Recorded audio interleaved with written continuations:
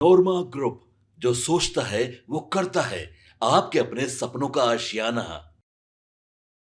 अभी अभी एक बड़ी खबर आ रही है बिहार की राजनीति से, और बिहार की राजनीति में एक बार फिर से नीतीश कुमार का राज्यपाल से मिलने का कार्यक्रम चर्चा का विषय बन गया है।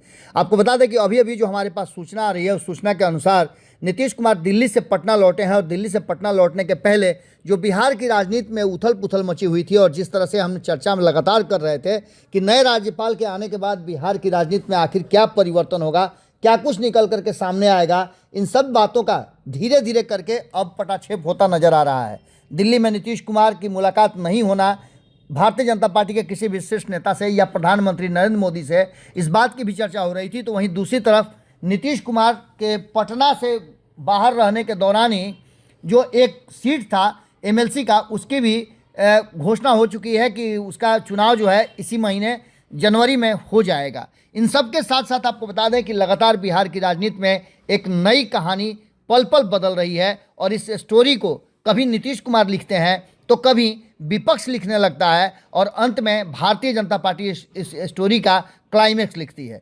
लेकिन अभी अभी जो हमारे पास सूचना आ रही है, उस सूचना के अनुसार नीतीश कुमार ने मन बना लिया है और उन्होंने राज्यपाल भवन में मुलाकात के लिए समय भी मांग लिया है।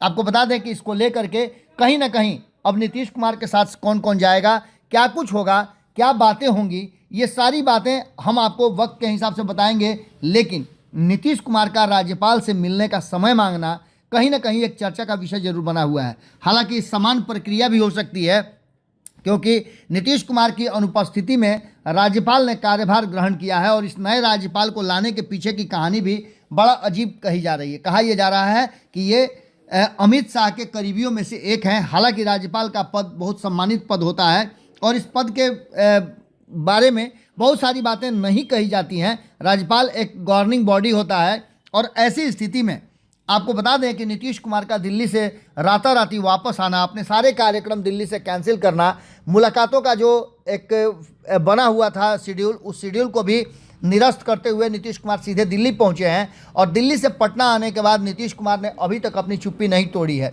कल रात में भी जब नीतीश कुमार पटना पहुंचे तो पत्रकारों ने उनसे बात करने की बहुत कोशिश की, लेकिन नीतीश कुमार ने एक भी शब्द नहीं कहा और हाथ हिलाते हुए वो सीधे निकल गए।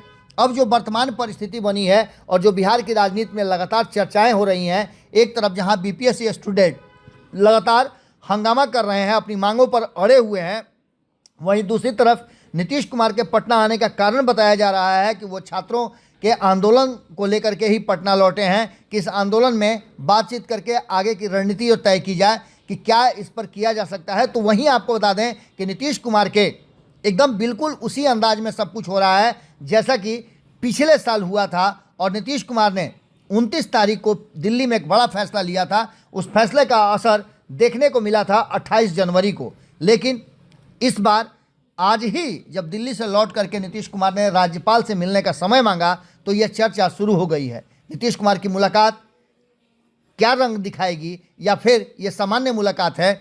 हमारी नज़र बनी हुई है, आपकी नज़र भारत लाइव पे होनी चाहिए। देखना होगा कि आखिर किस तरह से बिहार की राजनीति नए सिरे से अपडेट होती है। आपके सपनों को हमने सजाया है, ई होम्स पैनोरामा को हमने बनाया है। ई होम्स मेरा एक सपना था, जिसपे मैं पिछले 4 साल से काम कर रहा था। हमने जो बनाया है वो सबने है माना। ई होम्स पैनोरामा में हो आपका भी आशियाना।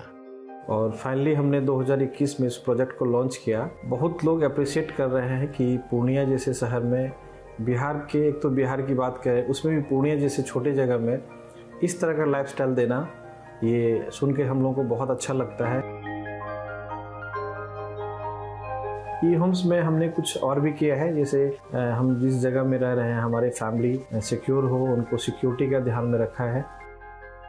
आपकी सुविधा और सुरक्षा आपके लिए खास है, ये आपका विश्वास है। इसमें आर्टिफिशियल इंटेलिजेंस का 7 लेयर सिक्योरिटी का हमने इस्तेमाल किया है। लस ग्रीन कैंपस को बनाया है। यदि हमारा बाउंड्री वाल है तो वो वर्टिकल गार्डन है।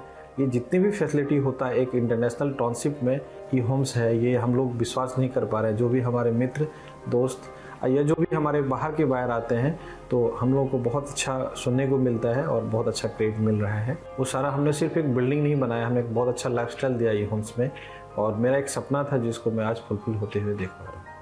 ये आपका आवास है। ई होम्स पैनोरामा में अब आपका निवास है।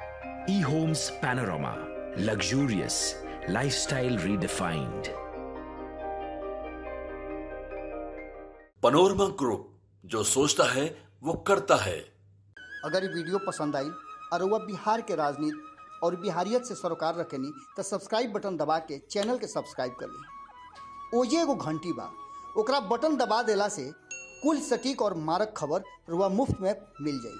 अगर रुआ पत्रकारिता के हमनी के नया प्रयोग में सहयोग कर चाहतानी तो ज्वाइन बटन दबा दी। पेटीएम नंबर नोट कर ली 9386816816